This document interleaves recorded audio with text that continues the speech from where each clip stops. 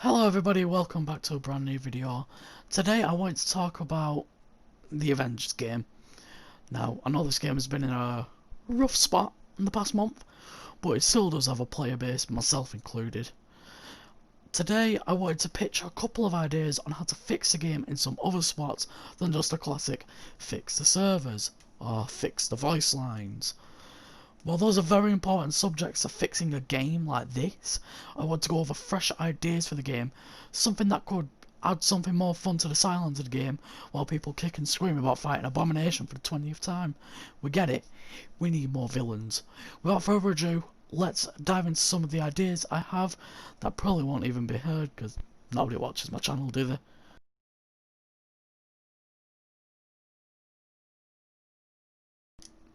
Okay, to kick things off, I want to talk about the three hub worlds in the game currently. The first is the Anthill, which specifies in inhuman activities and missions. It's also where the most memeable thing in the game, other than Cap's demon faces. The next place is the Shield Outpost, a place specifying in the Shield type missions, and where the nervous bald man will creep you out when you buy something from him. And then the Helicarrier, your head spawn location with nothing. They have rooms for your characters, but you can only interact with them all once per hero. The only original S thing there is the cosmetic vendor, which I don't use because I'm trying to grind myself to hell for that one exotic piece of loot for Hulk. The Helicarrier just feels empty. You don't really need to go there because there's nothing there besides the vendor, and even that's useless, because half the good skins are sold weekly and make you grind for credits, which are already hard enough to get. Sure, each base also has a little box thingy to collect the missions for each faction, but the thing that separates them is that they have the faction gear vendors, which are exclusive to those areas only. To fix this, I propose we add a Helicarrier customization feature. It will pay either credits or tokens, probably tokens, to get little knickknacks for the Helicarrier during the campaign. It was really exciting to see the Helicarrier change over time after you did a couple missions. When you finish though, you get nothing. If we could customise our own Helicarriers, that would be really cool to me. You could spray your doors with character art or have beanbags or lights like what we see in Kamala's room. Also, come on, the people who made this game did skin collabs with internet companies like Virgin Media. I think another source of income through this game wouldn't be that bad to them. I won't market these as expensive, maybe 20 for a common, 30 for a rare, maybe 50 to 60 for an epic, or a 90 and 100 for legendary. This would just be a small thing that I think people would enjoy.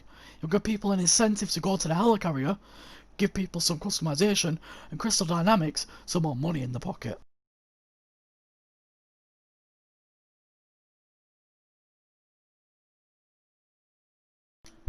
For part 2, I'd like to talk about a trading system. It will make the storage feel useful instead of just something that sits in a Helicarrier for no reason. Most players just recycle the loot for fragments and stuff when they get something new, so it would give a bit more purpose than having it sit there and waste away being a waste of code in a scuffed game. To make the feature a bit easier, let's say it has ranks with players around your power level. It would be a bit weird to give a power level 3 cap a level 130 shield and then have them get obliterated in missions because it's too high a power level for them and they suck at the game. Maybe you could have a feature where it can take specific loot requests. Of course not god roll, but stuff like an exotic for an exotic or epic for an epic. My only exotic for Iron Man has cosmic energy for the laser, which is good, but I don't like using the laser feature a lot. With this feature, I could say I want my exotic gauntlets but with cosmic repulsors. Same stats, but with the repulsors instead of the laser. If somebody else has that and they say, oh, I want the same stats but with the laser, it's much easier to trade. Most games have a system where it's just random guessing. Hey, what have you got? Oh, I've got 130 exotic for rocket cosmic damage. Oh, sorry, I'm not looking for that. Goodbye. It takes away from the tedious grinding in the game already.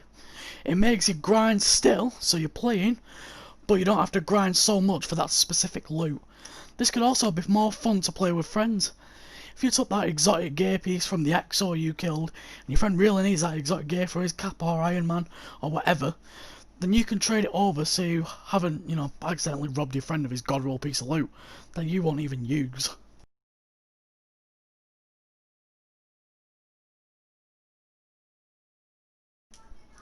When I finished my playthrough of the campaign, I immediately went to play the online mode, and I was surprised by the massive amount of challenges that I was given to do. That was short-lived. It was 2 or 3 missions per hero iconic outfit, a quick harm room here and there, vault mission chains, and the Reigning Supreme mission chain. Forgive me if I missed any. But almost all of those were gone in just a couple of days.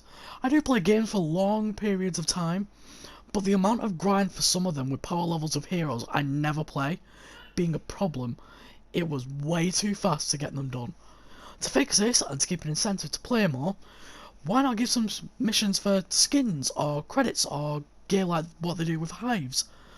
Something fun like that with special missions were really fun to do while I try and max out my Thor, instead of just having the Arctic monkeys keeping me away because I try to do the last hive mission I need to do after, what, 3 hours? That's all I have for today, guys. I really hope you enjoy this. If people enjoy this type of format or video, I'll do more. Please like, subscribe and comment. I'll see you all in the next video. Peace out, nerds.